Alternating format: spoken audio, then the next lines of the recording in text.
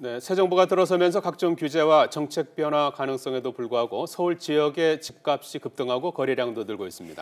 전문가들은 이런 분위기를 두고 부동산 시장 과열 초기라고 진단했습니다. 네, 박원갑 국민은행 WM 스타 자문단 수석위원 전화 연결해서 자세한 얘기 알아보겠습니다. 위원님 안녕하십니까? 네, 안녕하십니까? 예, 요즘 시장에 매물이 없다는 얘기까지 나온다고 하는데요. 이 서울 아파트 시장의 이상 급등 현상 어떻게 보십니까? 일단은 두 가지 측면에서 해석을 할 수가 있을 것 같은데요. 예. 원래 새 정부가 들었으면은 정치적인 불확실성이 사라지고 정시나 경제 상황이 조금 개선되는 측면이 있을 거예요. 그런데 이것만으로는 이제 최근 시장 불안을 설명하기에는 한계가 있는 것 같고요. 예. 시장에서는 이제 5년 동안 50조를 투입한다는 도시재생 뉴딜을 경기 부양으로 받아들이는 측면이 있고요. 예.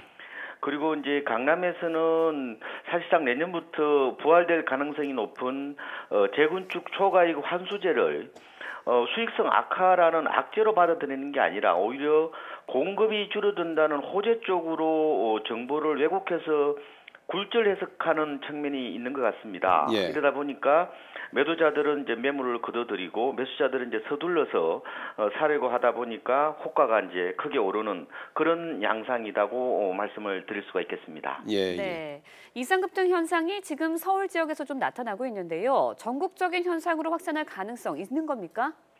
현재로는 확산될 가능성은 높지는 않다고 보고요. 물론 경기도나 인천 쪽은 영향을 주겠지만 왜 이런 말씀을 드리냐면은 서울 지역과 지방 주택 시장 여건이나 사이클이 서로 좀 다른 측면이 있습니다. 예.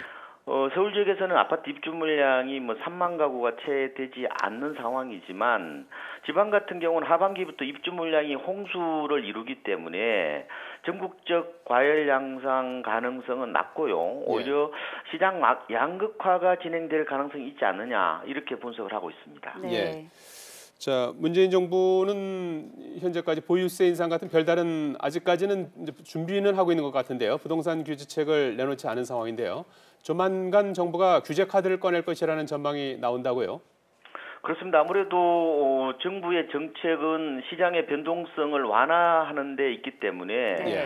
시장이 요동친다면은 안정 대책은 나올 수밖에 없지 않느냐 이렇게 보고요. 예. 그래서 지금 부동산 시장 규제책은 가계부채 연착륙 대책과 연관돼 있을 것으로 보고 있습니다. 예. 예.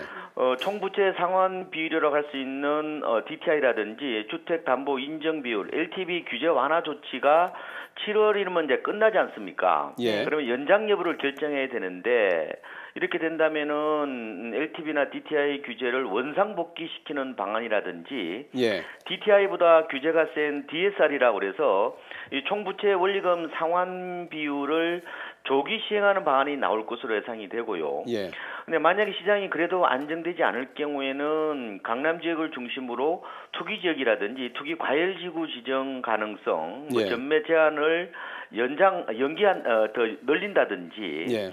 아니면은 그동안에 이제 유보해 뒀던 보유세 인상 카드도 충분히 꺼낼 수 있다. 이렇게 보고 있습니다. 대책은 많다. 이런 말씀을 드립니다. 예. 예. 네, 그렇다면 문재인 정부의 부동산 정책 방향 아무래도 규제 쪽으로 갈 것이다라고 보시는 건가요?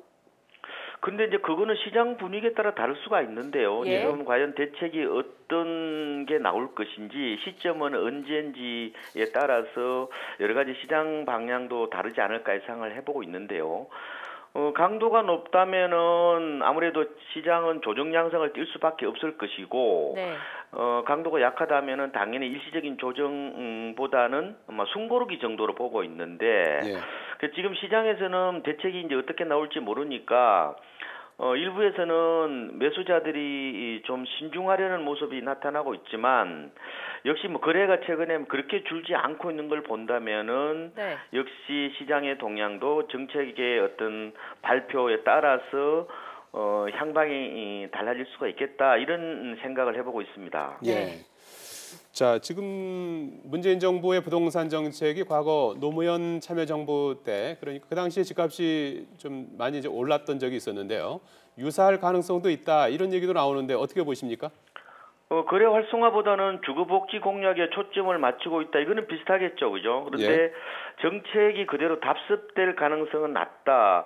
일부에서는 이제 참여정부 당시에 집값이 많이 올랐으니까 일종의 학습 효과 이런 것 때문에 이번 정부에서도 집값이 오르는 게 아니냐 이런 기대를 하는 경우가 있는데 저는 역사는 반복되지는 않는 것 같고요. 참여정부 당시에 그때 2003년이 이제 첫 해였죠. 그 당시만 하더라도 외환위기로 주택 공급이 많지 않았고 주택 가격 자체가 절대적으로 쌌습니다. 당시에 강남 지역의 33평형 아파트 가격이 5, 6억 정도 했었거든요. 근데 지금은 10억을 훨씬 넘고 뭐 20억까지 육박하는 곳도 있는데 아무리 소득이 늘어났다고 하지만 여전히 비싼 수준이고 또 주택 보급률이 100%를 넘어섰다는 점을 감안해 봤을 때는 주택 가격이 뭐 급등 가능성은 낮고 그렇다면은 정책도 참여정부 때처럼 뭐 세금 압박을 통한 전방위 규제책 나올 가능성은 현재로는 뭐 그렇게 높지는 않다 이렇게 예상을 해보고 있습니다. 네, 알겠습니다. 마지막으로요. 미국이 이번 달에 추가 금리 인상을 할 확률이 높다는 이야기가 많습니다. 우리 부동산 시장에도 많은 영향을 미치지 않을까 싶은데 어떻게 보십니까? 그렇습니다. 아무래도 금리는 부동산 가격과는 밀접한 연관이 있을 수밖에 없고요. 금리가 오른다면은 투자 상품 성격이 높거나 대출 의존도가 높은 뭐 재건축이라든지 수익형 부동산 쪽은 영향을 줄 것으로 예상이 됩니다. 근데 실물 경기가 좀 나아지고 있어서 뭐 금리가 급등하지 않는 한 부동산 시장을 급격하게 냉각시키지는 않을 것으로 보이지만요. 그래도 이제 집을 사시려는 분들은 금리가 상승기인 만큼 돈을 빌리더라도 집값이 한 30% 이내 그리고 원금과 이자 상환액이 급여의 한 30% 이내로 안정적으로 실속 소비하는 게 좋을 것 같습니다. 알겠습니다.